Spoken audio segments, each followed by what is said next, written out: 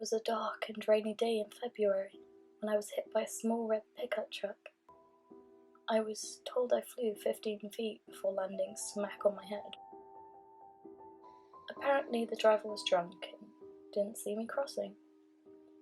I don't remember that day at all. 4 weeks I slept, in a coma that many feared I would never come out of. I was placed in a ward of children and teenagers with majorly bodily harm or disease. My roommate was a boy named Mason. I never did find out his last name. For the time in which I slept, he found out odd bits and pieces of me from various visitors. My favourite colour, what music I liked, and other little things. The day I woke up, I was showered with love and attention from my family, and it took me almost an hour to realise the presence of the boy laying in the bed beside me. He flashed me his lopsided grin and quietly went back to the book he was reading. Eventually, I was left in peace, and after about 20 minutes or so of mental debate, I spoke up and asked him his name. His voice was smooth and low, and oh God, it never failed to make me shudder. We spent the rest of the evening playing 20 questions and becoming familiar with one another. Eventually, my doctor would break up our quality time and give me the lowdown of my injuries and what the healing process would be like. He told me that when I was hit, not only did I give myself a nasty concussion, but my legs were also broken in my oh-so-gracious landing. They said I had a 60% chance of ever walking again. We became close instantaneously. The nurses would laugh and say we already looked like an old married couple, bundled up in bed watching whatever soap opera happened to be on TV at the time. Mason would just flash me his trademark grin, and I blushed and buried my face in his chest. We both had our good days, and bad ones, Mason and I. On a particularly tough day of treatment for him, we both lay together, with him trembling in my arms. I'll never forget the feeling of his soft hiccups, or the knot at the pit of my stomach. I finally got up my courage and asked him the million-dollar question. He had Hodgkin's disease. I don't think either of us slept that night. While my legs were transitioned from casts to braces, Mason's chemotherapy began. However, without fail, when he'd come back frustrated or in tears, over a difficult session of therapy, which was quite often, he'd be there to comfort me with soothing words and returns of "I love Lucy." Over the weeks, the chemo began to take its toll. His brown curls thinned to almost nothing. Dark circles took permanent residence under his beautiful eyes, and his skin, pale as snow. As my legs grew stronger, the day I was released no longer seemed like something to look forward to. The day we decided to shave his hair was the day I broke down. I told him I would do anything.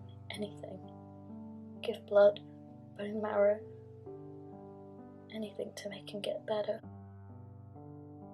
But he just shot me his smile that instantly made me melt and wipe my tears away. 60%. Mason had a 60% chance of beating his demons. Same as me. On May 12th, I was officially released from room 104. I would walk with a limp most likely for the rest of my life. Every other day I would visit Mason. Each time I would leave, we would take a picture together. Over the months, I could compare our first picture with our most recent picture and see how much he was deteriorating. It was heartbreaking.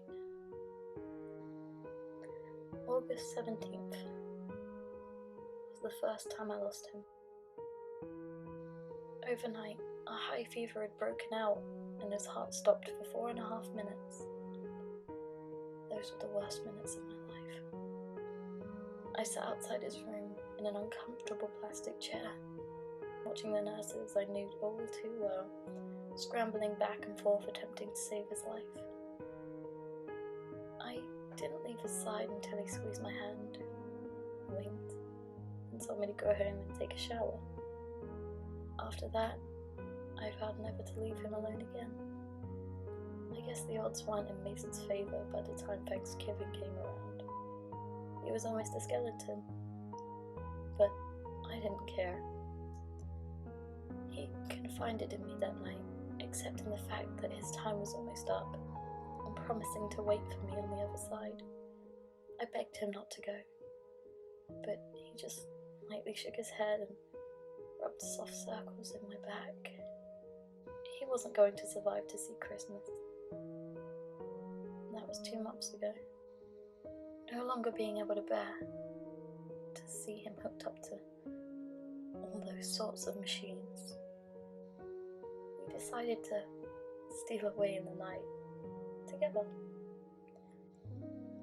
I bundled him up and we drove away in my mum's car until we arrived at an old cabin my family would stay in during the holidays. Mason and I couldn't be happier. I don't care that I'm on the news every night. Every cop in the country is looking for me. All I care about is being with Mason forever. Even if his flesh is crawling with maggots and beginning to peel off his bones. Even if the smell of his rotting cavity never fades from my skin.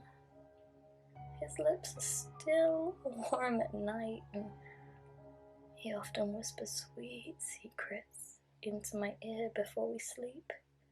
No one, not the police, doctors, or anyone else can ever separate us. I'm ready for them when they come. I made sure to bring the sharpest scalpel I could find when I left that hospital. But until then, only in Mason's arms.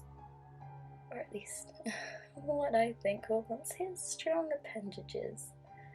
And we'll talk all night until he takes me away. We'll be together forever.